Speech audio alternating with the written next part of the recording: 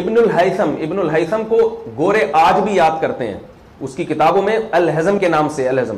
بہت سارے مسلمان سائنٹسٹ ایسے ہیں جو گوروں کی کتابوں میں آج بھی ان کا نام لیا جاتا ہے, مگر وہ آپ جب ان کا نام پڑھیں گے تو آپ کو سمجھ میں نہیں آئے گا, آپ سمجھیں گے وہ گورا ہی تھا. یہ وجہ اس کی ہے کہ ان جب کتابوں کا ترجمہ لاطینی زبان میں ہوا اور پھر انگلش میں ہوا تو ان کا جو تلفظ ہے نا وہ بدل گیا. اب ابو القاسم ایک بہت مشہور سائنسدان ہے جو بہت بڑا سرجن تھا, گوروں کی کتابوں میں البیکیوسس لکھا ہوا ہے, البیکیوسس. اب البیکیوسس سے تو آپ یہ سمجھیں گے کہ جارج ڈبلیو بش کا چھوٹا بھائی ہوگا, کیا خیال ہے بھائی؟ لیکن یہ کیا تھا؟ ابو القاسم. الہزم یہ ابن الہیثم ہے. ابن الہیثم نے آج سے 1100 سال پہلے آنکھ پر ایک کتاب لکھی جو آج بھی لاطینی زبان میں موجود ہے, آن آپٹکس. عربی نام تو اس کا ضائع ہو گیا کیونکہ عربی کا تو وہ جو تھا سرمایہ ضائع ہو گیا, وہ ہلاکو خان لے گیا یا تتاری کون چنگیز خان لے گیا, اب ہمیں پتہ نہیں ہے.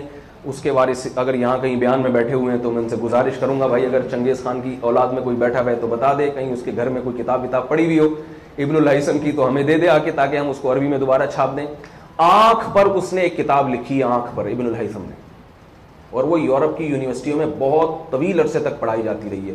اور آنکھ کیسے دیکھتی ہے, دیکھنے کا عمل سے کیسے گزرتی ہے, یہ فلسفہ بھی کس نے پیش کیا تھا؟ ابن الہیثم نے. اور وہی فلسفہ آج تک چلا آ رہا ہے. ابن الہیثم سے پہلے جو میں نے بتایا نا توہمات کی دنیا پر تھا, یونانی لوگ کہتے تھے آنکھ کیسے دیکھتی ہے, وہ کہتے تھے بھائی ٹارچ جب جلاتے ہیں نا تو روشنی نکل کے جاتی ہے, تو ہماری آنکھ سے بھی روشنیاں نکل رہی ہیں, یہ سامنے پہ پڑتی ہیں تو ہمیں چیز نظر آتی ہے. ابن الہیثم نے آنکھ کی پتلی پہ تجربات کیے.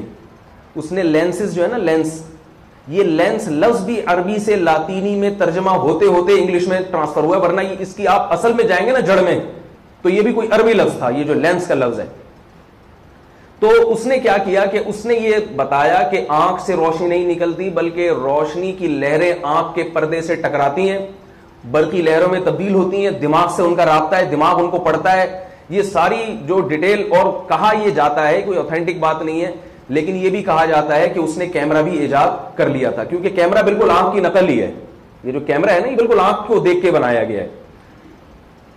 تو اس کی کتابیں, آپریشن سرجری, کاٹ پیٹ کے پتھری نکال دینا, یا کوئی عورت پریگنینسی میں اس کے نارمل ڈلیوری نہیں ہو رہی, اس کو ولادت جو ہے نا اس آسان ہو جائے آپریشن کے ذریعے, یہ کام بھی ابو القاسم جو میں نے بتایا نا البیکیوسس, یہ کر چکا تھا یہ کام. اور ابن الہیثم نے زخموں کو سینے کے لیے دھاگا ایجاد کر لیا تھا, اور وہ دھاگے کی خصوصیت یہ تھی کہ جب اس سے زخم, آپریشن کے بعد جب زخم سیا جاتا تھا تو اس دھاگے کو ٹانکے کھولنے کی ضرورت نہیں تھی, وہ تھوڑے دنوں کے بعد دھاگا خود بخود ڈیزالو ہو جاتا تھا, ختم ہو جاتا.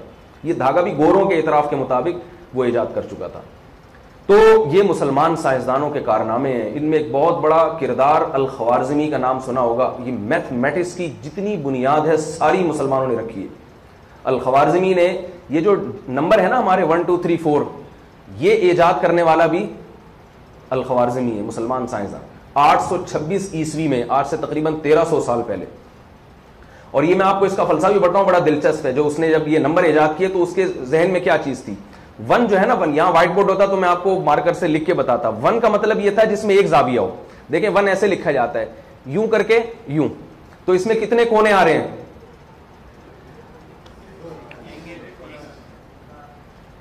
آپ لوگ کو یہ پتا ہے کہ آپ یہاں کس سلسلے میں آئے ہیں بھائی جب میں کوئی سوال پوچھوں مجھے فوراً ریپلائی چاہیے تاکہ میں یہ سمجھوں کہ آپ لوگ میری طرف پورے طور پر متوجہ ہیں.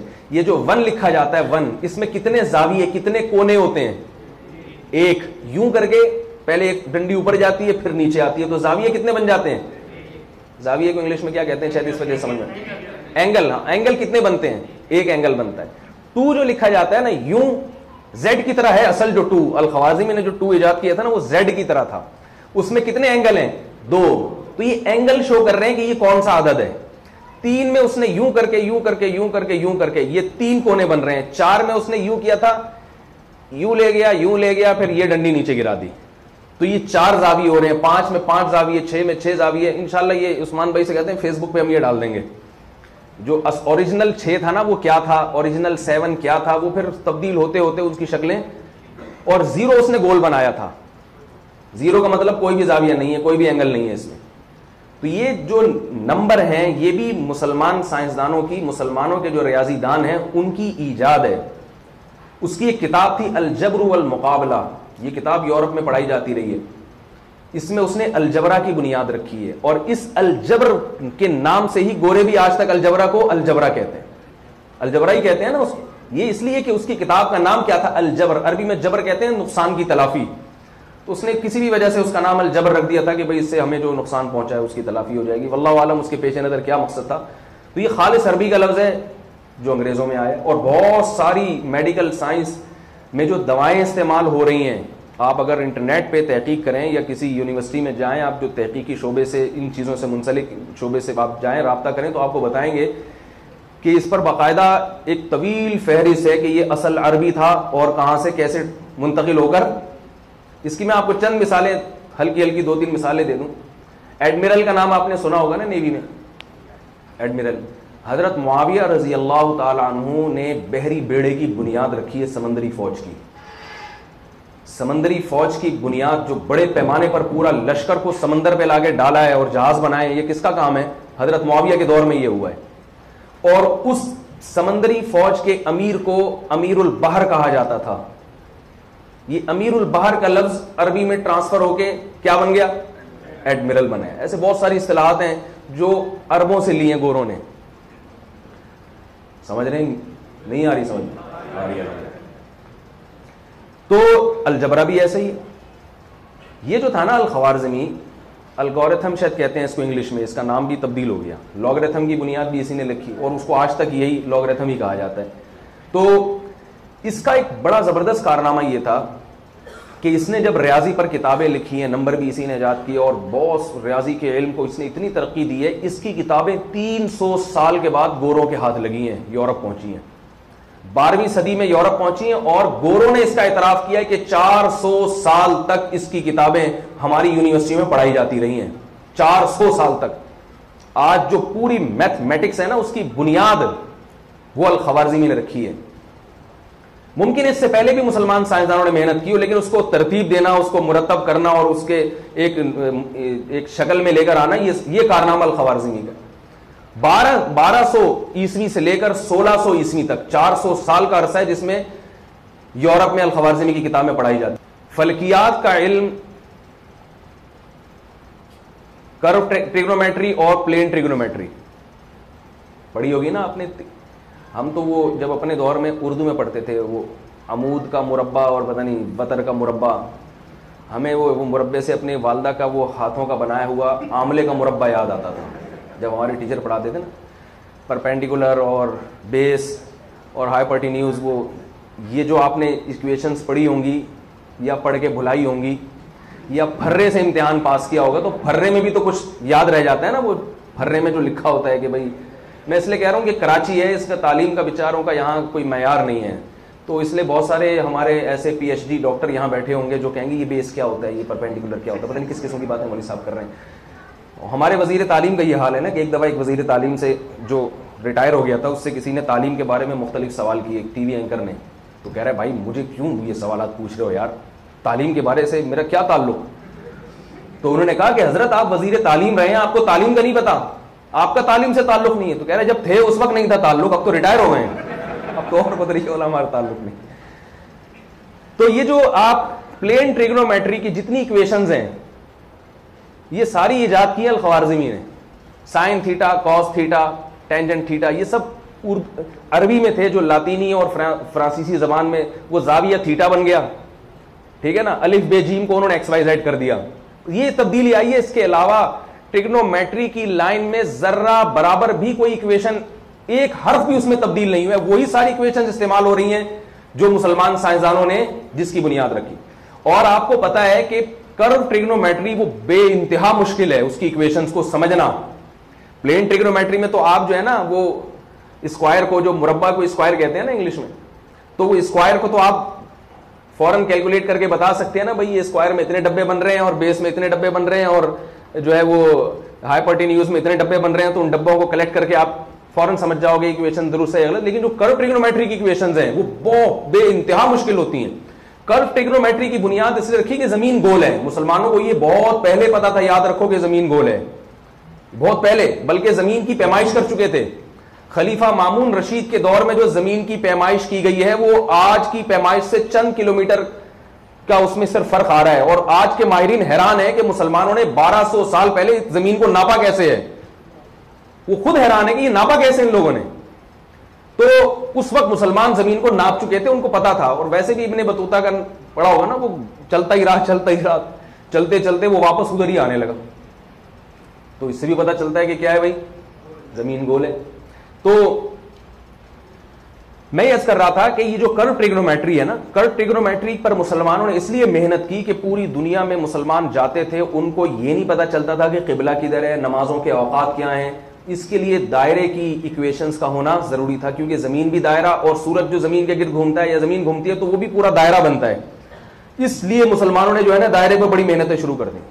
اور مصنوعی سیارہ گاہ بھی بعض مسلمانوں نے اپنے کمروں میں شیشوں کے جار بنائے ہوئے تھے, اس میں وہ مختلف چیزوں کا. ایک سائنسدان کے بارے میں نے بچپن میں سنا, اس کا مجھے حوالہ یاد نہیں, ہمارے ٹیچر نے بتایا کہ مسلمانوں میں ایک فلکیات کا ماہر ایسا تھا جو 12 سال اپنے گھر کی چھت پہ چڑھا رہا ہے, چھت سے اترتا ہی نہیں تھا, بس کھانے کے لیے سونے کے لیے پھر چڑھ جاتا تھا.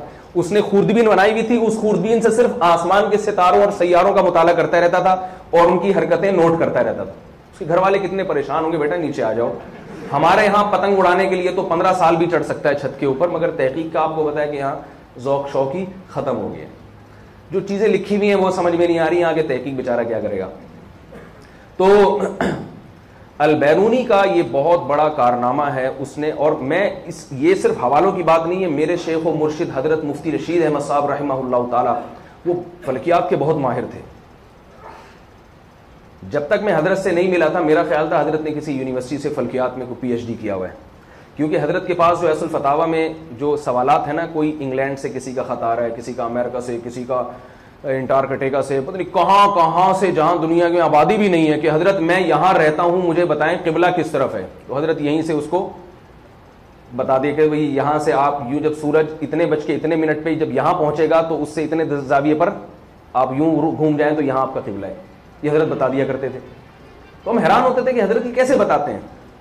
اور اس پہ اصل فتاوا میں حضرت کے پورے پورے رسالے ہیں, یعنی کوئی یہ فن سیکھنا چاہے تو سیکھ بھی سکتا ہے, اور وہ عربی میں ہیں رسالے وہ سارے.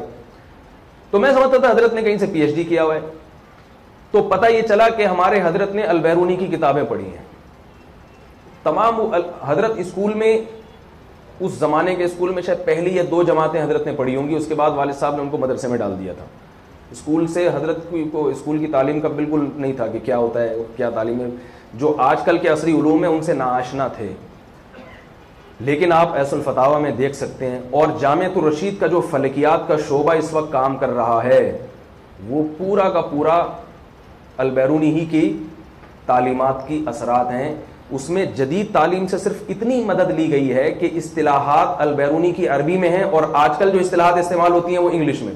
تو صرف اصطلاحات کی حد تک جو ٹرمز ہیں وہ انگریزی کی لی گئی ہیں, باقی کچھ بھی نہیں لیا گیا وہ سارا. اور وہ اس میں چاند کی حرکتیں, چاند گرہن کب ہوگا, یہ پہلے سے ہمارے حضرت بھی پہلے سے بتا دیا کرتے تھے, بلکہ حضرت نے قیامت تک کا بتایا ہوا تھا, ٹھیک ہے نا, کہ بھئی یہ فلاں فلاں فلاں فلاں تاریخ کو سورج گرہن ہوگا, فلاں فلاں فلاں تاریخ کو چاند گرہن ہوگا, اور چاند 29 کا ہوگا یا 30 کا ہوگا, یہ ساری. اور پوری ایک ایک چیز وہ حضرت نے پھر اس پہ ایک جو ہے نا وہ بھی بنایا ہوا تھا, ایک نقشہ سا بنایا ہوا تھا, ایک جنتری. اس میں یہ تھا کہ آپ کوئی بھی چاند کی تاریخ ہو تو اس سے انگریزی تاریخ نکال سکتے ہیں, اس کا دن نکال سکتے ہیں. یہ حضرت نے خود ڈیزائن کیا تھا. تو ایک بیچارے سیدھے سادے سے مولوی صاحب آئے, حضرت ان کو بتا رہے تھے کہ یہ میں نے ایسی چیز بنائی ہے, کیلنڈر کو اب آپ کو دیکھنے کی ضرورت نہیں ہے, آپ اسی سے اندازہ لگا سکتے ہیں. تو اس نے کہا اچھا پھر یہ بتائیں اس میں قیامت کب آ رہی ہے. جب آپ ہر چیز کا تاریخ سے اندازہ لگا سکتے ہیں کہ فلاں تاریخ کو یہ ہوگا تو قیامت کا بتا دیں. وہ سیریسلی کہہ رہے تھے کہ آپ ذرا غور فکر کر کے بتائیں نا آخری ڈیٹ کیا ہوگی. بیچارے سیدھے آدمی تھے. تو جلیبی کی طرح بھی سیدھے ہوتے ہیں بعض لوگ. تو البیرونی نے کرو ٹریگنومیٹری کی بنیادیں رکھی ہیں. وہ ایکویشنز میں صرف اتنی تبدیلی کی گئی ہے کہ اس کی ایکویشن تھی نا الف جیم سے اور گاف اپون 3 = جے دال بیم, تو اس کو گوروں نے اتنا کر دیا کہ الف بے جیم کے بجائے کیا ڈال دیا XYZ. اس سے زیادہ تبدیلی نہیں ہوئی ہے. اور بھی اس پہ بہت کچھ کہنے ہو گئے, میں بات کو سمیٹ رہا ہوں ورنہ یہ پورا موضوع اسی پہ چلا جائے گا. تو یہ اس کے کارنامے تھے جس سے یورپ نے فائدہ اٹھایا, اور آج ترقی کی جس انتہا تک پہنچا یورپ, یہ سارے علامہ اقبال کا ایک مشہور شعر ہے نا، جب یورپ گئے اور انہیں ان کی یونیورسٹیوں میں مسلمان سائنسدانوں کی کتابیں دیکھی علامہ اقبال نے، تو ان کا بڑا مشہور شعر ہے، مگر وہ علم کے موتی کتابیں اپنے آبا کی، جو جا کے دیکھیں یورپ میں تو دل ہوتا ہے سی پارا. کہہ رہے وہ علم کے موتی نایاب کتابیں جو ہمارے اپنے باپ دادا کی کتابیں تھیں، جب یورپ کی کتب خانوں میں لائبریری میں دیکھیں تو ہمارا دل ٹکڑے ٹکڑے ہو جاتا ہے غم سے کہ ہماری میراث تھی اور اس سے فائدہ ان لوگوں نے اٹھایا. تو میں یہ ساری بات میرے بھائی اس لیے آپ لوگوں کو بتا رہا ہوں کہ اسلام کے مزاج میں تنزل نہیں ہے، اسلام کے مزاج میں ترقی